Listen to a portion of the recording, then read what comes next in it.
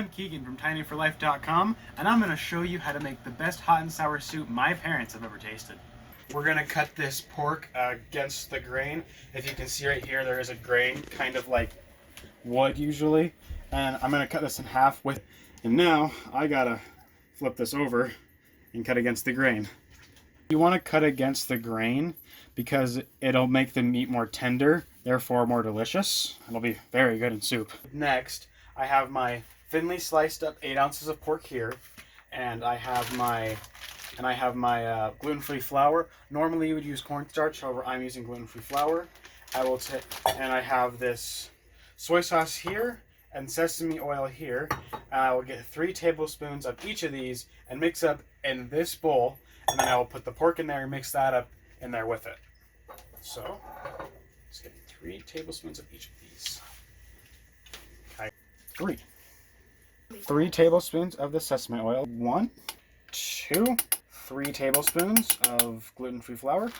And I will grab a mixer, which in this case shall be a fork. I will mix this up first. Alright, I have finished stirring the mixture of these sauces and flour, and now I'm going to put the pork in. Alright, so just so you know, even though this looks really tasty, you should not eat raw pork. This is fresh ginger right here, ginger root.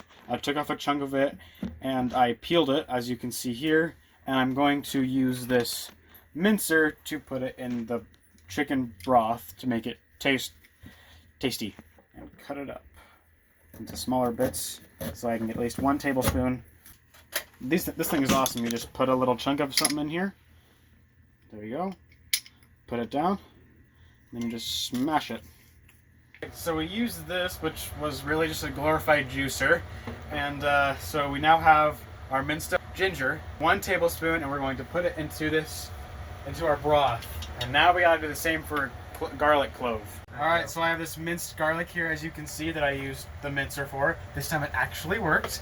And I'm going to put it in the pan to mix up with. Slicing up these Shiitake mushrooms that were dried, and I had to rehydrate them. For these ones, to rehydrate them, what you have to do is, first you have to rinse them off with lukewarm water. You need to put them in hot water.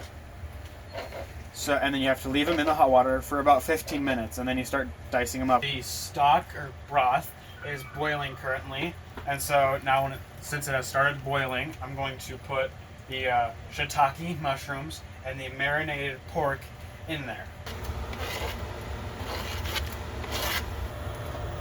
Feels weird. Careful not to burn yourself with the... Now we have to cook the pork that's in there until it loses all of its pinkness.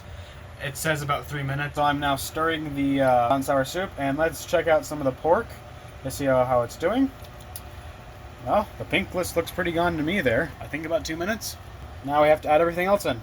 Everything else includes pepper, tofu, and some eggs. I have already used all of our 1 tablespoon measures. I'm using a teaspoon, and 3 teaspoons equals 1 tablespoon. 3 teaspoons of pepper. Alright, and now I have to add a 1/4 cup of rice vinegar.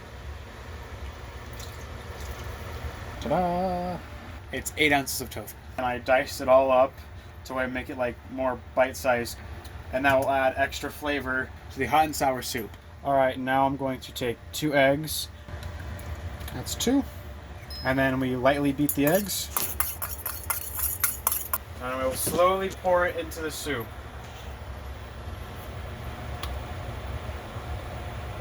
We cook it for another minute. Now, using the remaining sauce and stuff we did from earlier, we take a 1/4 cup of cold water, we put it in here, and then we mix it. The previous stuff mixed together with the cold thing, we just pour the rest of it in the soup. Okay.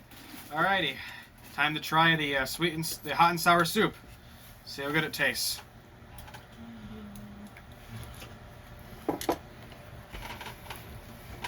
That's good. That is a hot and sour soup.